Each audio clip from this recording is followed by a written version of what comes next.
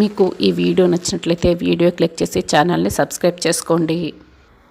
కేదార్ దాత్రి ఇద్దరు కిచెన్లో ఉంటారు. అప్పుడే దివ్యాంక సురేష్ చేపట్టుకొని హాల్లోకి వస్తుంది.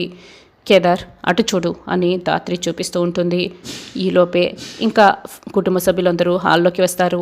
ఏంటి దివ్యాంక, కాపోయే ఆయన్ని చేయి పట్టుకొని ఎలా తీసుకొచ్చావు అని నిషి అడుగుతూ ఉంటుంది. దివ్యాంక సురేష్ చేతిని అలా పట్టుకొని ఉండటంతో కౌశికి అయితే కోపంగా చూస్తూ ఉంటుంది.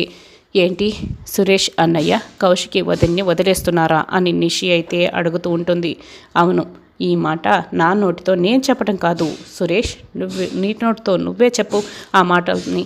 నువ్వు ఇవాళ నాతో పాటే ఇక్కడికి ఎందుకు వచ్చావో నీ నోటితోనే నువ్వు చెప్పేసేయి సురేష్ అని దివ్యాంక ఇక చెప్తూ ఉంటుంది. అప్పుడే సురేష్ చేతిలో ఉన్న పేపర్స్ని చూపిస్తూ ఉంటారు. అన్నయ్య ఏంటి ఇదంతా కూడా అని దాత్రి వచ్చి అడుగుతూ ఇక కంగారు పడుతూ ఉంటుంది. నేను కౌశికి విడాకులు ఇస్తున్నాను అని సురేష్ అంటాడు. కౌశికి అయితే షాక్ అయ్యి ఇక చూస్తూ బాధపడుతూ ఉంటుంది. నేను విడాకుల పేపర్స్ తీసుకొచ్చాను, ఇదిగో కౌశికి, దీనిపైన సంతకం పెట్టి ఇచ్చేస్తే నా దారిన నేను వెళ్ళిపోతాను, నా దారి నేను చూసుకుంటాను అని సురేష్ అంటాడు.